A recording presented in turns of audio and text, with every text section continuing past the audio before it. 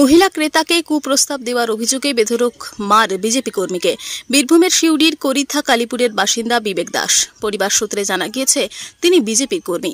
এলাকায় একটি মুদিখানার দোকান চালান ওই ব্যক্তি। অভিযোগ, আজ যখন ওই এলাকারই বাসিন্দা মল্লিকা দাস মুদিখানার সামগ্রী কিনতে যান বিজেপি কর্মীর দোকানে, তখন তাকে কুপ্রস্তাব দেয় ওই বিজেপি কর্মী। তারপরেই ঘটনার কথা জানাজানি হতেই ক্ষোভে ফেটে পড়েন এলাকার মানুষ। বেধড়ক মারধর করেন ওই বিজেপি কর্মীকে। বন্ধ করে দেওয়া হয় মুদিখানার দোকানটি। প্রকাশ্যে ভাঙচুর করা হয় তার গাড়ি। পরে রক্তাক্ত অবস্থায় ওই বিজেপি কর্মীকে উদ্ধার করে নিয়ে যায় শিউড়ি থানার পুলিশ। যদিও অভিযুক্তের মায়ের দাবি, বিজেপি কর্মীর কাছ থেকে 70,000 টাকা ধার নিয়েছিল এলাকার বাসিন্দা পচা নামক এক ব্যক্তি। আজ তার স্ত্রী মল্লিকা দোকানে জিনিস কিনতে গেলে তখন তাকে টাকা ফেরত চেয়েছিল ওই বিজেপি কর্মী। তার জেরেই এই আক্রোশ।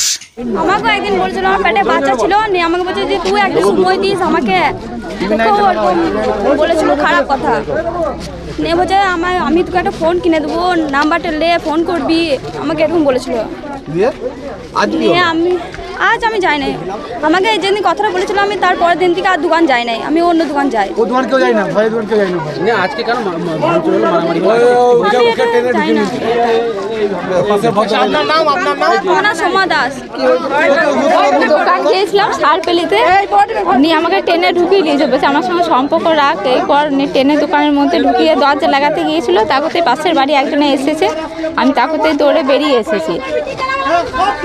ও সব মেয়েকে এরকম করে, সব প্রত্যেকটা মেয়েকে বলছে যে আমার সাথে সম্পর্ক রাখ, এই দিব ওই দিব, অনেক কিছু বলে প্রত্যেকটা মেয়েকে। ও বাচ্চা মেয়েগুলোকেও ছাড়ে না।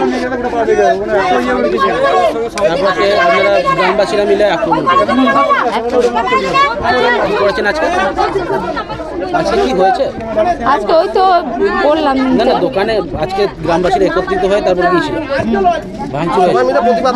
হ্যাঁ সবাই মিলে প্রতিবাদ করলাম। কি করলেন? প্রতিবাদ কিভাবে করলেন?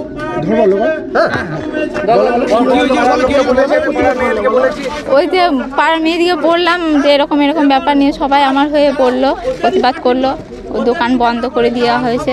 ঠিক আছে। মল্লিকা দাস। আপনাকে কি করেছিল একটু বলুন?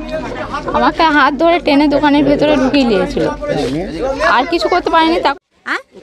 ও এখন বিজেপিতে থাকে। মিছা কথা। আজ কি করলো?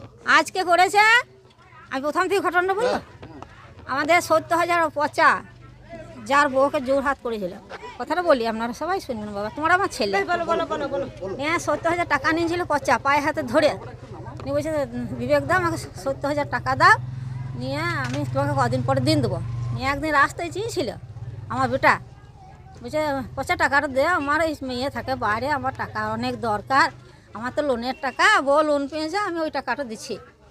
হ্যাঁ বলছে হ্যাঁ তুমি রাস্তায় কেন চাইলে, আমি আত্মহত্যা করবো গা, পচা বলেছিল। এটা হলো একটা। তারপর আবার আরে আজকে বলবো কথাটা, নিয়ে তারপর একদিন বাড়িতে গিয়েছিল টাকার লেগে, নিয়ে বলছে তুমি ঘর কেন এলে, তাই বলেছে। বলছে আমি বাবা টাকা পাবো চাইতে আসবো না, এই এক কথা।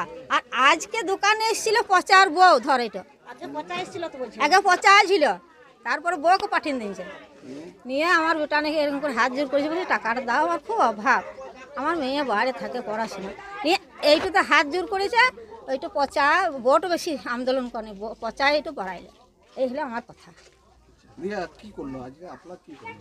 আজকে ওই মারধর করছে, ভাঙচুর করলো।